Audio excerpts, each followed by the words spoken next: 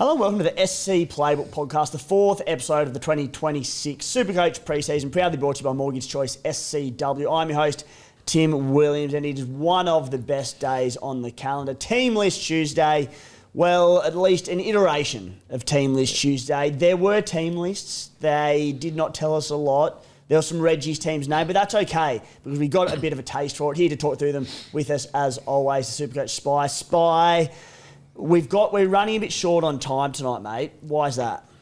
Oztag Grand Final, mate. Straight back in after Christmas last week. Dead set, you could probably make a doco about it, how we managed to win that one after Christmas, but we did. And we got the early shift tonight, so we'll get through some rugby league chat and then we'll go hopefully hoist another trophy. 25, 30,000 listeners to this podcast, tune in from all over the world. We're cutting it short. Spy's got a GF to win. And that's fair, mate. I respect that. I've been in that exact same boat. So we're going to move through it. But a very special guest on today's show, the OG Supercoach guru, the best one that I've ever met by a mile, Tommy Sangster. Tommy, thanks for joining, mate. Good to be here. Always good to be on. Yeah, and mate, you're coming onto the show this week. Big news at News Corp of late, and it hasn't been dual position changes in Supercoach or anything else. The great Buzz Rothfield. He's called time and he's true to fashion. He's scooped the entire office. It came out of nowhere. Yeah, absolutely no one knew about it until, an hour before all the stories came out. So, yeah, he kept the scoop to himself the entire time. And the crazy thing is that the two best rugby league journos in the universe, which we can say because rugby league's only played here, both probably won't be doing it within a couple of days of each other. Shamas? With Shamas probably going to the PNG job and then Buzz having retired. Opening for the Spy. Yeah. Get in. It's all happening. Look out, world. Tommy, you've been at News Corp for 15 odd years, different sorts of roles, Supercoach for a long, long time now. You've been with Buzz since day dot. What's he been like to work with? He's the best. He's one of the funniest men going around. Just good for banter around the office. When he's around, there's always a laugh. I remember when I was interning with him and at the Telegraph back in, what would have been, 2014 or 15 or something like that, and I'd go in there and have a chat to Buzz, and after a while I'd be sitting there on the Saturday and we'd have the races on one TV having a look, we'd have the footy on another, cricket on the other. It was a tough gig on a Saturday, and then he'd come over and just slip me like a scoop or something, and it'd be some cracking exclusive. I'd go, so just want me to do the copy for you and just put it out with your name? He goes, no, mate, put your name on it. I'm like, sweet, how good is this? Yeah, he did that to me once as well. Remember when Paul Gallen had that injury? It was a hip injury that kept him out of Origin, and it kept going and going for about 8 weeks. I remember he goes, this would be a great story for your Supercoach. And I wrote it out thinking exactly the same as you, thinking he'd want his byline on. He's like, no, that's yours. Yeah. Build your profile. Nice. Awesome, hey. One of the greats, Buzz. So farewell and happy in retirement to the old fella. On today's show, guys, before I get to that, I nearly snubbed him very bad. Geez, I'm glad I just skipped that. Matty the Waterboy, how are you? After you brushed us last week for bloke in the bar work, you're just out of sight, out of mind. Yeah, sorry about that.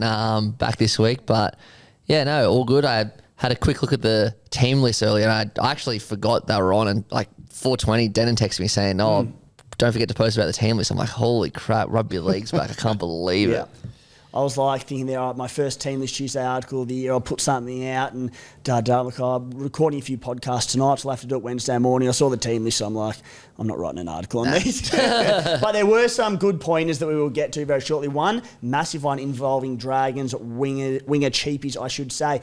Today's show, we will have a look at those TLT teams named. We're going to have a Q&A with Tommy Sangster. What's happening at Supercoach headquarters this year? Most importantly, tackling the big questions. Tino, Jewel, a few others there we're going to have a look at and how they're going about that leading into round one. We're going to have a look at fixture analysis as well, looking at the best and worst draws to begin the Supercoach season based on Supercoach points conceded last season rather than the traditional look at ladder position last season. Our team previews will continue with the Doggies, the Dragons, the Panthers and the Cowboys. Guys, take us on in the SC Playbook Unlimited League. If you think you can knock us off, jump in. There's $1,000 cash up for grabs if you knock us all off. The league code there, 479007. And the big news, we dropped a huge announcement last week. SC Playbook has moved our community over from WhatsApp to Discord. A huge change. Very exciting to be able to elevate the quality of what we can offer to our subscribers by joining that new platform.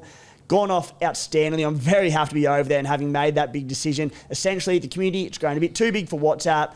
for what it's built to handle anyway. Discord, just better design for more people. It's cleaner, it's smoother. It allows us to do things like exclusive podcasts, exclusive Q&As and these sorts of things to the subscribers. So very happy to have done that. Also will give us better late mail threads across all our NRL, EPL, NBA, NFL and AFL offerings, which recently launched online as well. If you have an active subscription, it's very simple. Go to your account on the SC Playbook website, click account, and there'll be a button, Connect Discord. Click that, create obviously a Discord account if you haven't, and you can jump in and join in on the action there. We'll also keep the WhatsApp running for another week or so. If you have any questions, just message us or tag us on that, and we'll help you out if you struggle to get over. You can, of course, get access to the Discord, premium content for every sport, and a ton more for less than $2 per week with our subscription. To do so, head to scplaybook.com.au and click subscribe in the menu. Now, boys, just quickly, let's touch on the first TLT of the year, the Witzer pre-season challenge. Witzer, Doggies and Cowboys, Saturday 5:30 at Jubilee Oval. The Doggies, they've named a Reggie's outfit. I took absolutely nothing from it Supercoach-wise, so let's not spend any time on that one. Shout out to Justin Matamua on the extended bench for the Doggies. At the Cowboys, a few things though. I'll start with you, Spy. And I think the big one there, it's nothing sort of breaking news, but Jackson Purdue is in the halves with Jake Clifford, which confirms our sort of suspicions that they're looking to play him in the halves this year. Predicted teams, I know there's been some news out of the Telly and the Courier Mail there. The Purdue would be at 6 with Tommy Dearden at 7. It's a big one because I think there's going to be a few people out there keen to take a fly on Jackson Purdue, and stats show that he's taken a little bit away from Scott Drinkwater when in the halves too. Oh, no doubt about it. He's a ball-running phenomenon, Jackson Purdue, and obviously we know, well, I'm aware that he can play in the halves, but he hasn't done it much at first grade level yet. So, yeah, word out of the north there is a hot scoop from far north Queensland that... Tommy Chester. Salary cap-wise, though, they need to fit Purdue in long-term, and if they're going to be paying him a lot of money, they probably need him in the halves. So right. Maybe that's happening sooner than they would have thought. But either way, yeah, opens up a centre spot, and we'll get to Cowboys later, but not great for Drinky, in my opinion. The other one, Sangster, was a bloke that I love in fact, scrap Supercoach. I love him in NRL. I think if he'd been injury-free, he'd have certainly played Origin. Way down, that's Helam Lukey, who's been named to start on the edge, coming back from, I believe it was an ACL injury last season, and one that I was sort of slightly interested in, but coming back from injury, you'd think limited minutes, re-injury risk with his history as well. Named to start in the back row. The injury did come very early on last year. I can't even remember if he played a game. I think it might have been pre-season, to be honest. He's had a long time to recover, starting on the edge, get some minutes under his belt. Nanai's out to start the season. They're a bit light on in the pack and on the edges. Could be a starting edge in round one. I like to see that as well. Yeah, no Nane to start the year, so Lukey could genuinely play there. I like him, and I want this to happen because I just like him as a player. Yeah. But you look at the back row and all the buys there, particularly in the mid-range. You've got Jermaine McEwen, who I've got ahead of him. Cameron Murray is in the mid-range section. Yeah. So is David Fafita. Then you've got guys like Josh Paxton in the cheapies, Lasardi or Joe Chan, and then Cooper Bye as well. So there's lots of good buyers in that position. So I can't quite fit him in. But who knows? He might run out there on the weekend, have an absolute blinder, and he'll be on our radar for sure. The other thing I like is that we know that Tom Chester's injured this week. Hopefully he's back next week. He's one of the most popular cheapies in Supercoach. But Laybutt has been named. Hopefully the fact that he's playing in what's almost a second-rate team means that Tom Chester is ahead of Laybutt. And then the other centre is Liam Sutton, who we don't think is any chance for round one. Yeah, you're spot on, mate. Like, in terms of Cowboys starting 13 players, there's Purdue, who they obviously just want to have another look at him in the halves and get him some time there if they're looking to start him there. But guys like, Darby, Jackson Borlo, they're probably going to be playing reserve grade round one. Lukey, they want to get minutes back into. So there's not too many starters from the Cows there. So a good sign, of course, for Tommy Chester. And in the other game there, the Dragons and the Knights at Jubilee Oval, 7:30 p.m. on the Saturday evening as well. This is my biggest take from it, boys. And I'll throw to you, Sangster, being a Dragons man yourself. Spy, formerly a Dragons man, to be fair. So there's a bit of synergy there in another lifetime ago. But, mate, I copped some roasts in my predicted teams throughout the preseason, having Christian Tuipulotu there, and he was only ever he was under an injury cloud for round one. And there's all this talk of David Fale, Setu 2. Tuipulotu's been named to play in the trial, which suggests that the injury concern is minor at best if he's playing, because they're not going to risk it. Well, NRL had him down as an injured player, I think just because he finished last season injured. Yeah. I think that's how the rumour started. I don't think he's been injured at all. So to see him on the wing and Setu on the other suggests that Setu could be ahead of Farley in that race for the wing spot, with Farley named at centre. But who knows? I mean, this is a decent team. There's some okay players in there. It's far from full strength. We won't see Daniel Atkinson, which I really wanted to see this week. Yeah. We'll see him for the next clash. Toby Couchman is the guy who I really want to watch this weekend, because he is underpriced for Supercoach this year, and he's one of those guys that is kind of on the verge of becoming an absolute gun. Plus his brother Ryan is there, back from serious injury, and the guy who I really like and who I think we'll be talking about as a Supercoach, a really strong Supercoach purchase at some stage this year or maybe next year, is Jacob Hallengar, who's starting in the back row. Of course, they've got so many people in the edge. I don't know if he's going to make it for round one. Plus, they've got the guy out with the ACL injury, Dylan Egan. So, look, I don't know if it's going to happen early in the season. Hopefully it happens late in the season for him. He could start on the edge round one in Vegas and play like 35 minutes and he's like 100% owned and becomes the biggest trap of all time. Alternatively, big game over in Vegas, other side of the world, a lot of pressure. They just start one of the veterans. It might be Luciano Leilua. Then by round two, when they get back on deck in Australia, he starts, plays 65 plus, and everyone's like rushing to get him back in. So a big watch on form, how he goes there. So a few key things, and I think I'm with you.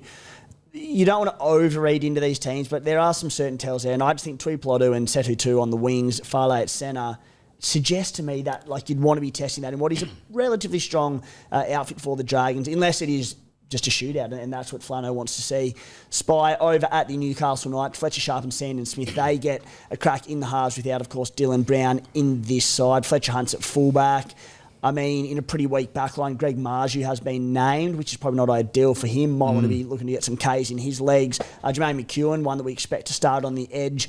In what's a relatively strong pack, Trey Mooney starts at prop, Jacob Saifidi, Tyson Frizzell. So it's a good pack they're running out. But I think, Sharp and Sandon Smith, they're going to be the big watchers here. Absolutely. Fletcher at 6 there. One of my absolute boys. I freaking love him. And then the big question, obviously, which you guys spoke about the other day on Bloke, it's where does it all end up for the Knights spine? The beauty is we don't need to really worry about it because they'll tell us come round one, and they're in Vegas, and we'll be very, very interesting. Well, I actually reckon Sandon Smith ends up as the 9/14 and Sharp plays in the halves. That is my early prediction. Just because he's that good, I think they're going to find a way. But I could be wrong and we'll find out. So Sharp will wear 7, you reckon? Well, I reckon it's just going to be a weird split of a couple of 5/8s trying to figure it out, and maybe they won't do it because it simply can't work. But I just have a feeling they don't want to waste Sharp on the wing. We'll see. I have no idea. I mean, I don't know if Justin Holbrook has a clue what he's going to do, but I've tossed and turned between it. I think I've said... part of me just says just put him in the halves in a key position because he's that good, Fletcher Sharp. But I also rate Sandon Smith so much. I just feel the best way to maybe fit them all in without playing too many players out of position is just put Sharp on the wing, let him roam, and support play and do all that. And the other concern I have, if you start him in the halves and Ponga goes down, who's already missing the start of the pre-season and might not feature in a trial, if Ponga goes down, you're then moving Sharp from halfback to fullback and a new halfback in. So whilst I want him more involved, I feel like him on the wing with Brown and Sandon is probably the best option. Be very, very interesting. Yeah. That's the logic. Yes. But he might just be better than logic. I also heard a whisper out of Knights camp that he's just utterly killing it. Wise words from the spy. Yep. He might just be better than logic. Heard it here first. Trademark spy. All right, Tommy Sangster, Q&A. We'll start with what's new at Supercoach headquarters this year. And, mate, the one that I haven't really seen touched on too much across Supercoach circles yet is the Supercoach Cup. And, I mean, you can probably also touch on, but, Supercoach obviously expanded to NBA, NFL, EPL, all these different sports in recent months. But the Supercoach Cup has brought into it. I love it. It's the big change for this year. It's our knockout competition.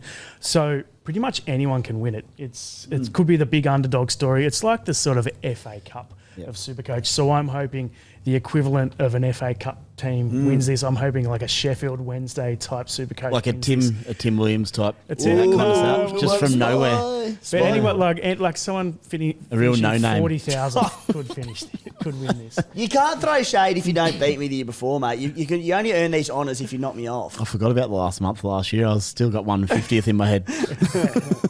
Yeah, carry on. Sorry, mate. Yep, so it's knockout comp and anyone can win. Starts when? That is cool. Starts in round 6 and essentially you're randomly matched against someone every week until we end up with 2 teams playing. And everyone's in it, so even if you're last, you're in it, or is there a cut-off? Yes, and then there's a qualifying round in round 6 where the bottom half play off against the top half and then to qualify, and then from there it's just you get matched up randomly until you end up with 2 teams in round 26. 1v1, that's awesome. Can you randomly match me up against a spy in round 1 so I can just shut him up once and for all and just finish him? Don't think it's possible, but if it is, I'll make sure. Actually don't. I want some spud. Make it happen. I wouldn't mind an early season like one of them hit outs where like it's a bit of a half a challenge. Get the boys going. Then we'll just go from there. Players, no, you can get over the line. I'll probably sit Fletcher Sharp that week.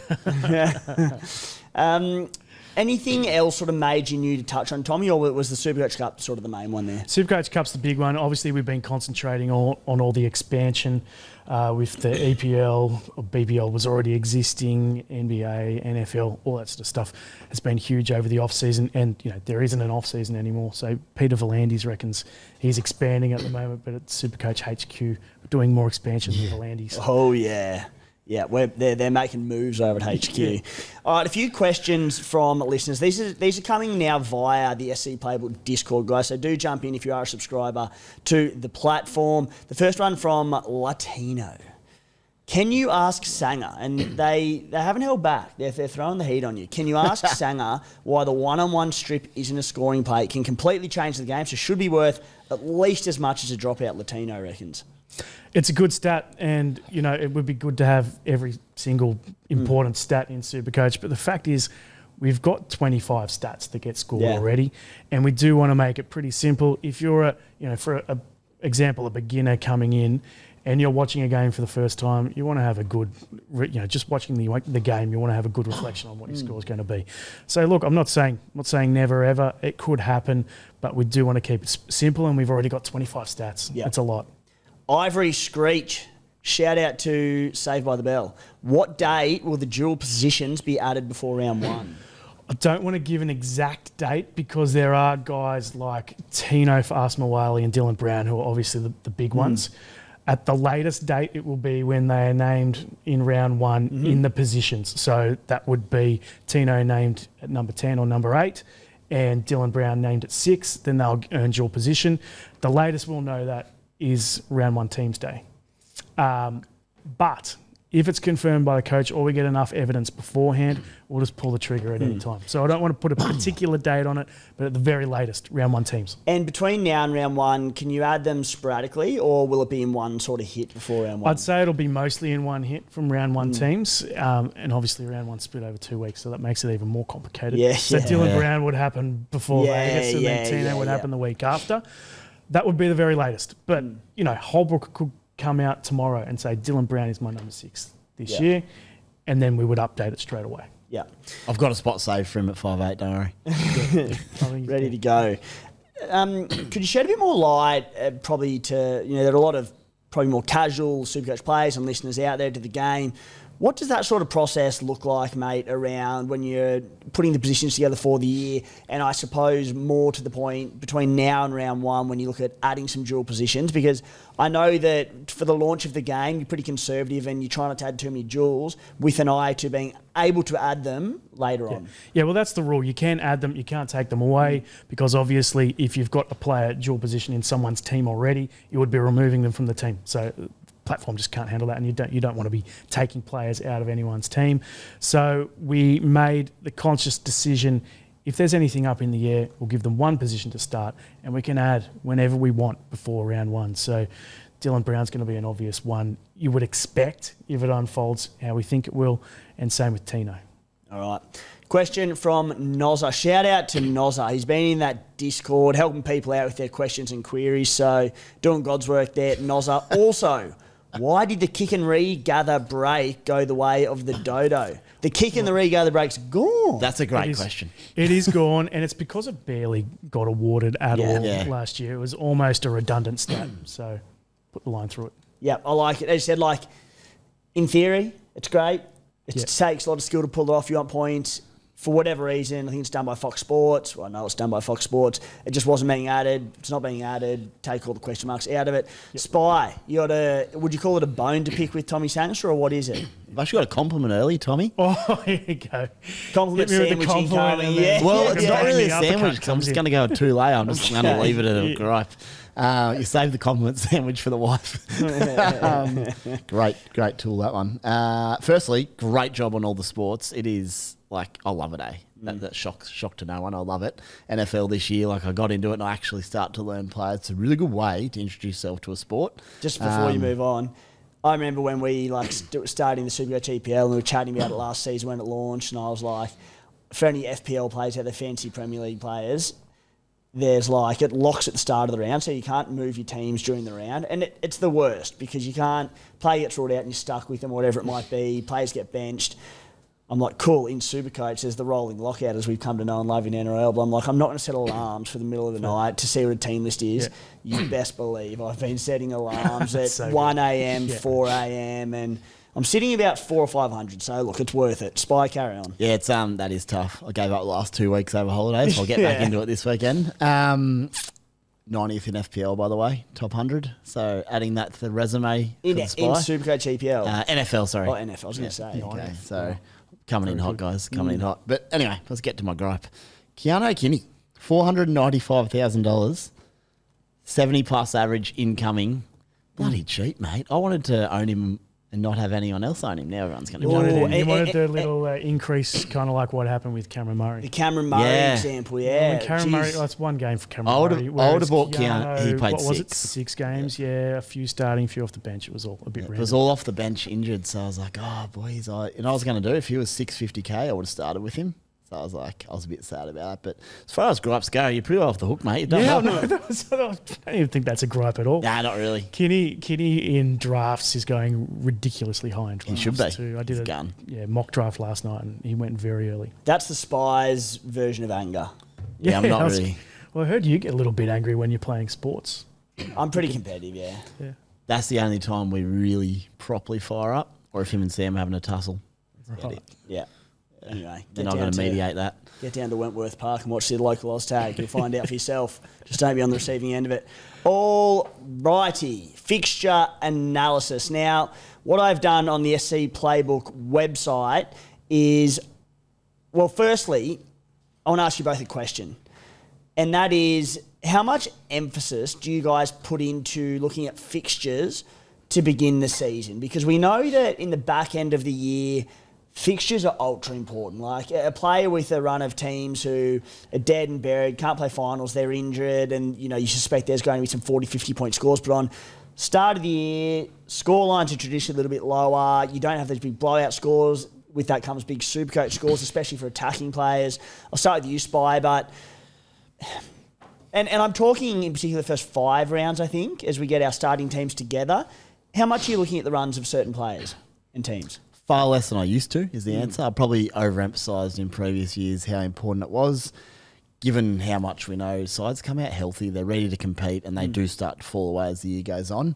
In saying that, if someone's got a particularly tough run and I want an outside back or an attacking reliant guy, I'll say, okay, maybe that's not the best idea. The team he's coming up against is not only good, but they're healthy and defence is a good to start the year. And if I probably at the other end of the scale, don't buy too much into that's an easy run, because I don't think there is an overly easy run in the NRL. Sure, if someone's got 4 of the 5 worst teams from last year, that's a green light to tick someone over on a 50-50 flip a coin matchup. And if someone's got that run against, we'll get to it later, but the Penrith run of like 4 absolute guns to open, I'll absolutely go with the easier run. But anyone through that middle, there's probably like 1 or 2 teams at the top with the worst runs and the best runs. Anyone else in the middle, I don't look a whole lot into it. But it's a good tiebreaker if like you're not sure round 1 and 2 and someone's got the Titans and the Cowboys in Queensland, well, that's a pretty good track to play on, and they're not traditionally defensive orientated. That's probably where I'd land. So I do emphasise a little bit onto it, but with most teams, I won't try to look too hard. Yeah, it's a good way of looking at it. For those that don't put too much insight or sort of analysis into it and look too deep into the fixture analysis early on and much waiting, if you are torn between two players, let that be the differentiator, because it is a good way of putting it. I'll get to mine later. I look into it a little bit more than you do, Spy. Sangster, what about yourself? I look into it a fair bit, but at the end of the day, it's only really relevant for your gun players, the guys you're playing lots of money for. Yep. Like, you look at my team now, we've got 26 players. I reckon 5 of them I've picked with schedule in mind, and they're all guns. So you got like Drinkwater, 2 Storm guys in Harry Grant and Munster, then maybe Nico Hines I've got in there. So let's say 4 out of 26 I'm thinking about schedule, and even then it's not even the number one factor. The number one factor is obviously making money at the start of the year. That's what the number one thing is for 21 of my guys. The rest of the guys, I'm thinking a little bit about schedule. Yeah, I'm close to sort of Sangster, and I do take fixture into consideration a reasonable amount, but not for forwards. Forwards you're picking for their base stats, maybe a few offloads, these sorts of things. When forwards score tries, give or take, I suppose, edge-back rolls at times, maybe a number 9, but attacking stats are bonuses. For backs, they're kind of everything, unless your name's Herbie Farnworth. But, like, take Nathan Cleary, for example. I like your sentiment there of the guns, Tommy, because I'm looking to make money, and I'm looking at guns that I want this year, and there are ones that go, they probably won't drop in price, and there's ones that I'm going, tough draw. Like, Nathan Cleary is the perfect example. He's 850k, whatever he is this year. Penrith have far and above the hardest draw to start the season. And I'm going, you know what? I think there are players at better value who are undervalued, whereas I don't think Nathan Cleary is undervalued. I think he's priced at his, accurately off a decent season last year. And we look at guys like Mitch Moses, maybe Jerome Hughes, who I think will go up in value. And I'm thinking that because of how tough Penrith's draw is, Cleary can drop early, and then I can bridge that gap a little bit and, financially benefit off the back of it. So certainly for backline players, for me, it comes into consideration. Backline cheapies, not as much. It just will impact my sit v starts a little bit more. So, guys, on this site at scplaybook.com.au, I have ranked the softest and hardest draws to begin the Supercoach season based purely on average Supercoach points conceded per game last season. Unsurprisingly, the Dogs and the Broncos, they conceded the least amount of points, in no shock to anyone. The Titans, the Cowboys and the Knights conceded the most. Shock. So we can use this in the article, so go and check it out. It's free to read. You can use this as a gauge and a bit of a guide to help you with your starting teams and when you're looking at things. But you can delve far deeper into it. So I must emphasise it is a guide and a guide only, because you can add in factors such as how many home and away do they have early on, which is listed in the article. Day games v night games. Are there sides that are expected improvers or regressors? All these sorts of things. So it is a guide and a guide only. Boys, I've got 3 winners, 3 losers. Let me know if there's anyone that sort of springs to mind that might be impacted off the back of these. Number 1 is the West Tigers. They have landed the easiest draw based on rival Supercoach points conceded last season. The round 1 bye is a pain in the arse. I don't think it's the end of the world. Also in their favour, 3 home games in Sydney. The away clash they have to the Rabbitohs, that's at a neutral venue in Gosford. Spy, the Tigers, I suppose the big one there. Are you put off by the round 1 bye in, I suppose, not looking at their round 1 team list or any other factors? Anyone like a Macassini, who you're unsure of in the centres, this makes it difficult because you don't know who's going to play. You can probably figure it out from their main trial, but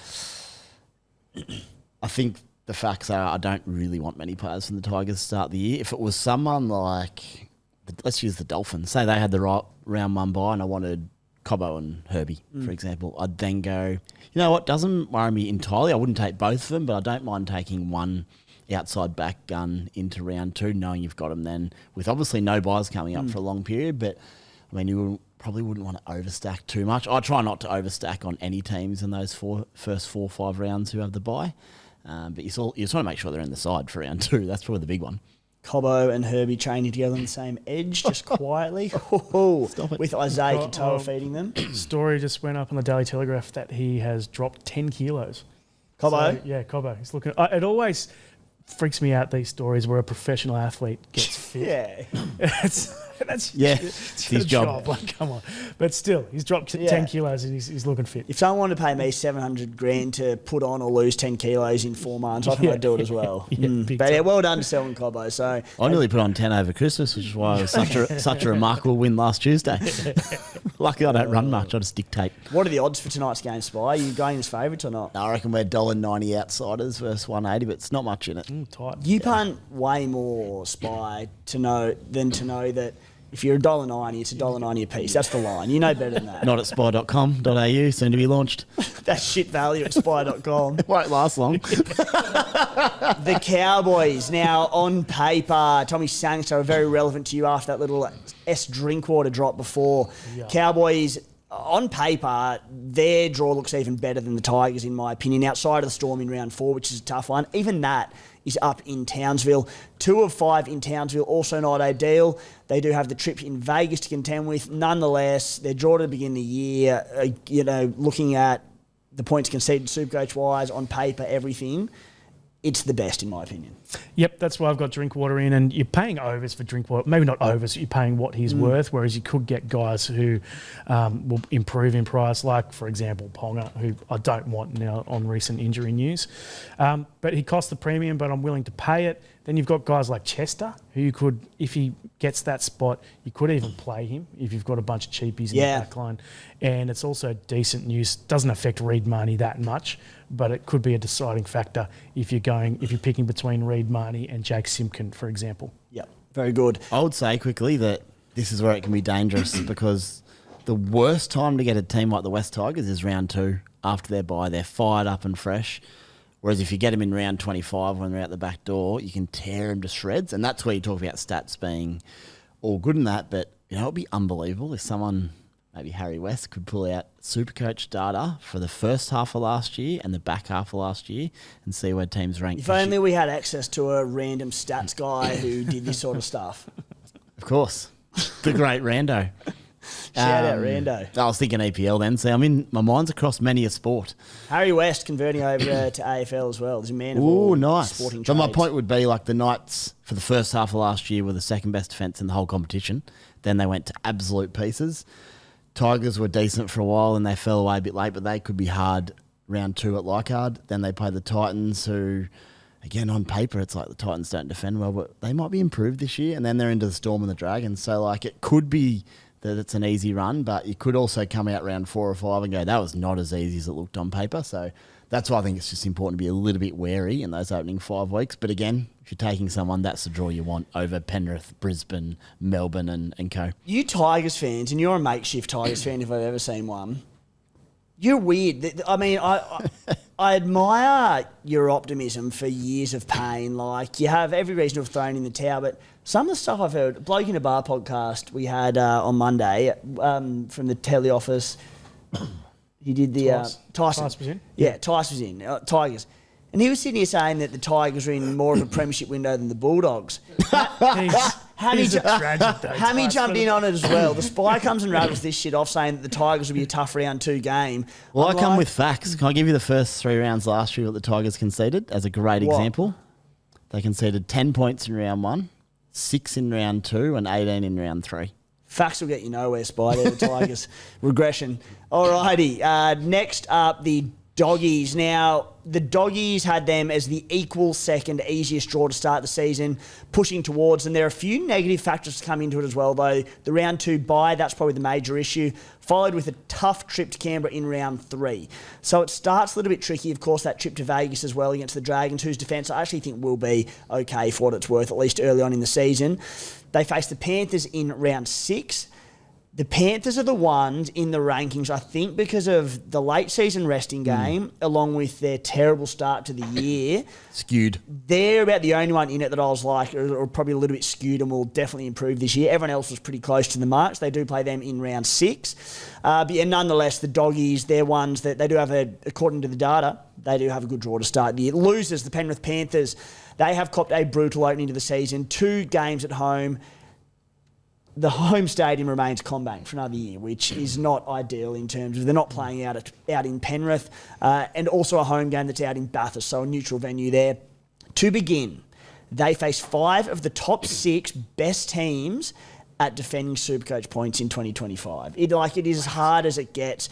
The big one there, Sangster, Nathan Cleary, start, avoid. What are you thinking? You just can't go near him. He's in a quarter of Supercoach teams.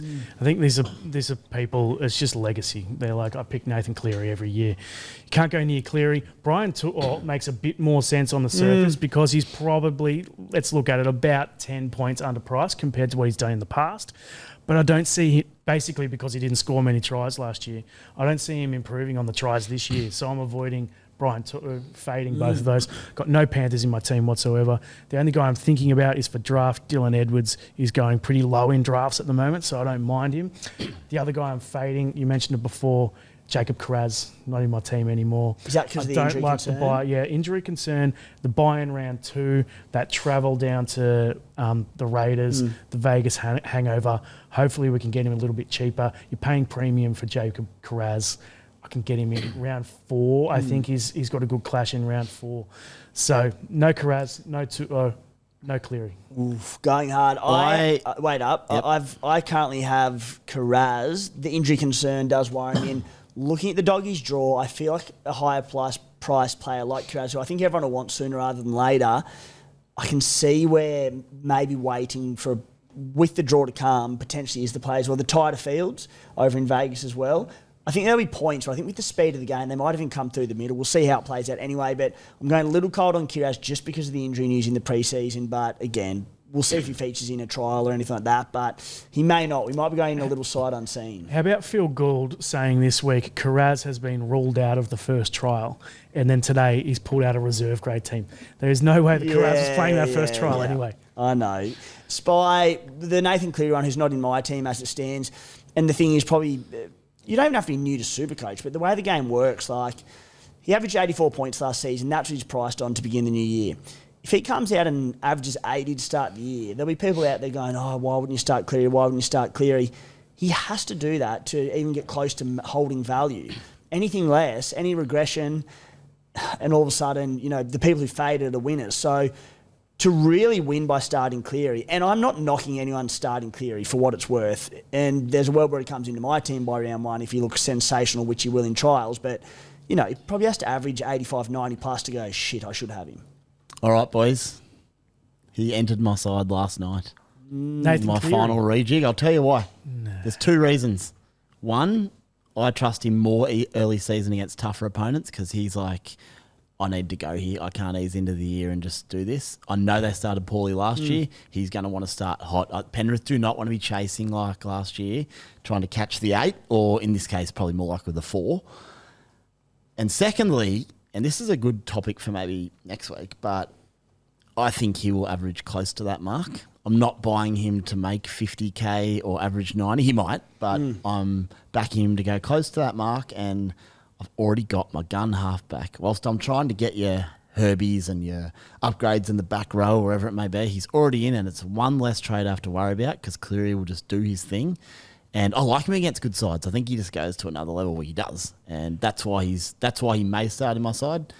Of course, I could drop him down, but he's in at the moment. How about this for a scenario? He drops 100K over the first 6 rounds. You pick him for round 7, 100K cheaper. Then, and this is chat that's been floated by guys like Matty Johns and Andrew Johns who know this sort of stuff. He doesn't play Origin this year because we know that he can... What are the word? Like, he basically doesn't have that instinctive style of play that suits Origin. Doesn't play Origin this year, and then you can carry him over that period, get him 100K cheaper in round 7. My answer is I'll be happy to own him from the start then, and if I can make 100K elsewhere, it's not a problem. That trade I've saved... There'll be a cheapie in round 6 that has a break even of -70, and I'll go, well, I can do it because everyone else trying to get Cleary, I'll just get him. Yeah. I'm eyeing the 200K sort of swing, a Cleary 100K drop with the tough draw into like a Mitch Moses, maybe a Jerome Hughes. Mitch is the big one. Moses makes 100K, and then I flip that little 200K and just hope that Cleary doesn't outdo him by too much. Yeah, Moses, I know Moses got the kicking, but his draw is pretty tough to start the year. It is pretty tough, I'm not thinking he makes 100K. I'm thinking he stays about even when you take into account those 2 factors. My point would be I'm going to make my money elsewhere. And I did it last year, and to some success. I think it's underrated how many money-making opportunities bob up in those first 10 weeks. And look, you're back Nathan Cleary, but where you get stung is if he does average 50 to 55 early in drops. I haven't crunched the numbers, 200 plus, 250. Yep. I'm backing him not to do that, but that's fine. Enough. He also may not land in my side because I might need a downgrade, but he's in for now, the big fella. Shout out again to the Spy who sent us, emailed through his team reveal to go up on the site during the week. He sent me his forward pack and not a back line. I'm just like... Some of us have 9 to 5 jobs. Jeez. I'm like, and then half a team. But I messaged you and said, I could have just left this, but here it is in case you want to float it in 2 parts. He's like, there's no point. Like, the people would have loved a little teaser. That's all right. I'm into the teaser. We run our businesses differently. We don't have enough manpower behind the scenes at SC Playbook to be throwing out half team reveals. Well, post grand final night, if I'm on a high at 10 o'clock, I'll finish my back line, but otherwise... If you're on a high at 10 o'clock, you'll be on the whiskies. Not on a Tuesday night. We'll see about that. Again, I got work tomorrow. Some of us have to grind at the office. What if you take an intercept and run 90 to win it? Straight to the pub. Straight to the pub. On paper, guys, the Rabbitohs, their draw doesn't look too bad with games against the Dolphins, Roosters and Tigers. It does get tougher in the back end, though. A round 4 bye into the Doggies and Raiders in Perth. Not an awful draw, but it's certainly a little bit awkward. Guys, coming into 2026, make sure you get your financial goals for the year sorted in style. If you're looking at getting into the housing market for the first time in 2026 as a goal, get the journey started by booking in with the team. You might be making the leap into the investment market or saving some cash by refinancing your current loans. Whatever it is you're after, Paddy and the team at Mortgage Choice, Sutherland, Cronulla and Wollongong will get the year started on the right foot for you. Best of all, you know this one. It's free of charge because you listen to this podcast. Simply mention SC Playbook when you get in touch and it'll be a free consult worth $129. To do so, hit them up on Instagram at mortgagechoice_SCW or give them a buzz on 02 9521 1611. Now, I reckon we can squeeze in one team preview of the 4. We're going to have to backdate the other ones. Spy's given us a 6:08 deadline. Not 6:05, not 6:10, 6:08. I'm checking the traffic, 14 minutes. It could be 6:09 maybe. That's pushing it. All right, we'll see. Can we start with Penrith? I reckon we can get 2 in. We can get the Doggies and Panthers because we've already touched on Kiraz and Cleary. Let's do it. Let's go. Hustle, boys. Team preview of the Canterbury Bankstown Bulldogs. Now, where's my little article up of them? Alrighty. Their predicted team: Connor Tracy, Marcello Montoya and Jacob Kiraz on the wings, Bronson Sherry, Stephen Crichton in the centres, Matty Burton, Lockie Galvin in the halves, Max King, Leo Thompson up front, Kickout and Preston in the back row, Jamin Salmon possibly at lock. I don't know what they'll do there, but they seem to like Salmon at lock. Bailey Hayward at 9 and a bench of Kurt Mann, Harry Hayes, Josh Curran and Satili Tuipulotu. The number 9 Bailey Hayward. I said that one. We've touched on their draw already. That saves us time. We've touched on Jacob Kiraz. That saves us time. The other guys I have on this list, and I'll start with you, Spy. Lockie Galvin, as they say in NRL Supercoach pre-season at the Daily Telegraph and elsewhere, training the house down. 555k, averaged 64 for the Tigers in his debut NRL year. He was 18 years old at the time. Last year, he averaged 57 points per game. If you take out the 2 games off the bench when he joined the Dogs, that bumps up to 60 per game.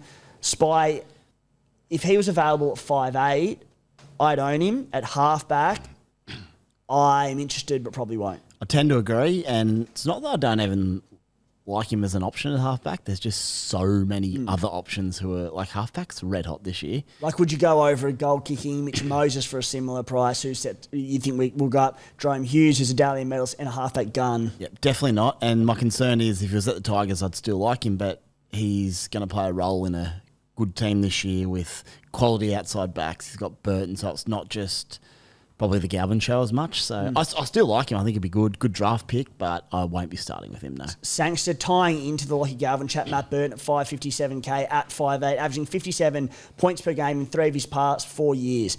He averaged 67 back in 2024. They're the numbers we'd need to justify starting him. Could you make a case for Burton or Galvin? Great purchase in draft because 5'8" is very, very skinny. Yeah. Burton, look, the stuff is going to happen at the Bulldogs this year in the spine. One of those things could be Burton moving to fullback. One of those things could be Crichton moving to fullback, and he essentially played fullback in attack for the last part of last season. Then you've got Mitchell Woods, who's basically the best young half prospect coming through. Yep. He could take over from Galvin at halfback. So many things that could happen here. Cade Dykes, who's unfortunately injured, but he could even play in the fullback spot. things are going to happen. They're going to tinker with the spine. So I'm going to avoid all spine players, to be honest, at the Bulldogs. Yeah, I don't know where they're going to be in round 10, round 11, whatever. Bailey Hayward, not one that I'm probably going to go with, but I think with the full preseason at hooker at 343k, I think there's possibly maybe Brandon Smith is a better option at a cheaper rate as a backup hooker spot. But look, if you want someone that's probably more likely, in my opinion, to make money, he is priced on a 35-point average.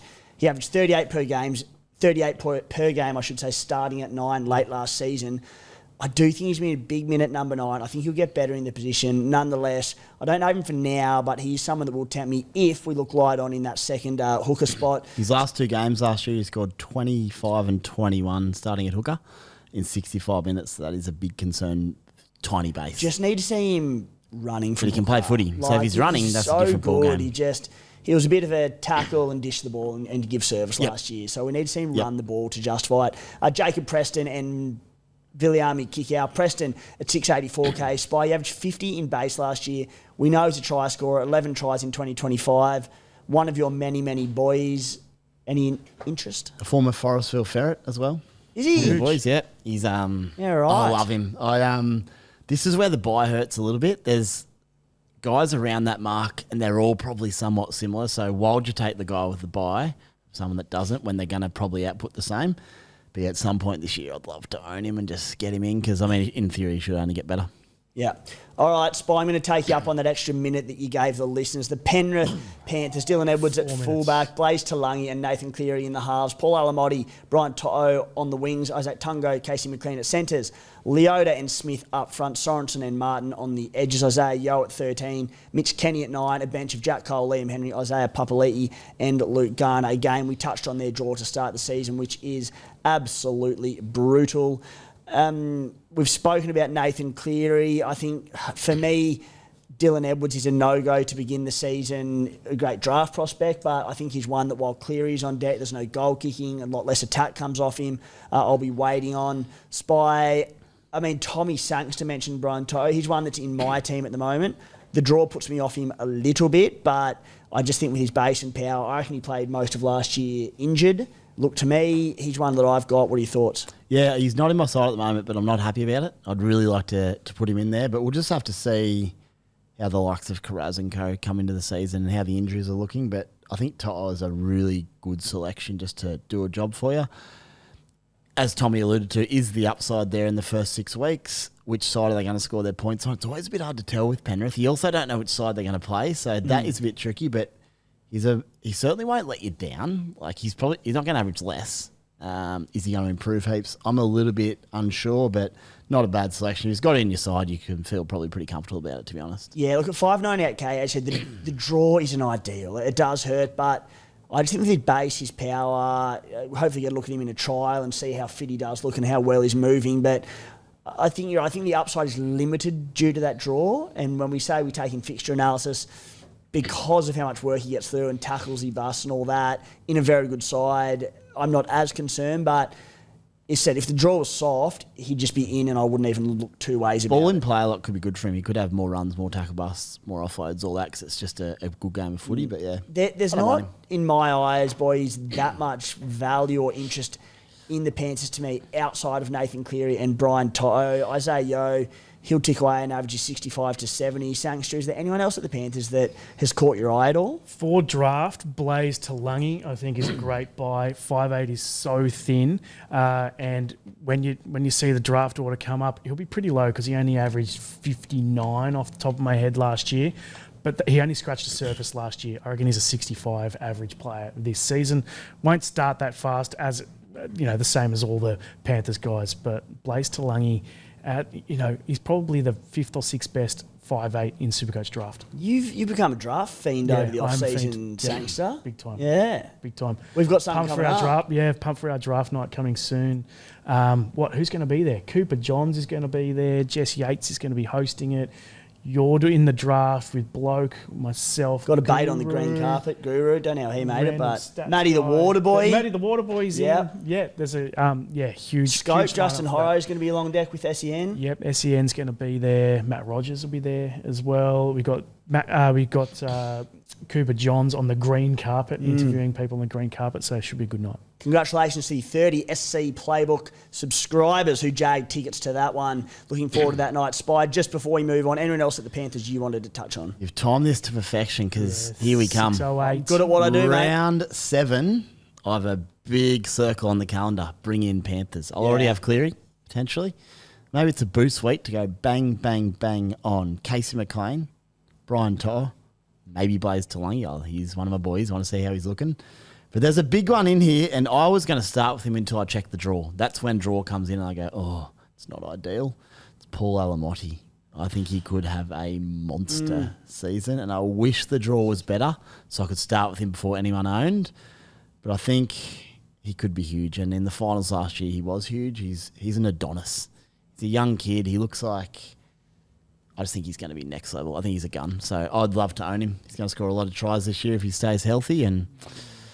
he's my target, but for round 1, unfortunately, no. With that draw, it's just too tricky. It's one of the hardest draws I've ever seen to start a season. Yeah. I love him, I agree, and he is an Adonis, but a lot of goal kicking last year. He probably Didn't do doesn't heaps. do Sorry, that. and if you had a have a look, it wasn't Maybe it was heaps. more in Supercoach finals. Yeah. Alrighty, guys. Well, we're about 17 seconds past the Spy's allotted time limit. He's got a grand final to get to win. Spy, thank you. Good luck. Keep the Discord community updated tonight, please. I'll send it through tonight. If you don't hear from me, we lost. We might have a live stream in the Discord. Yeah, Yeah, good. we can do that sort of Cheers, stuff. boys. now. I'll be back fully on deck from next week, but firing up week by week. How good. Tommy Sangster, thank you for joining the set. Spy's Always a already pleasure. gone, so yep. Yeah. Catch you later. Enjoy. I thought you were going to keep going.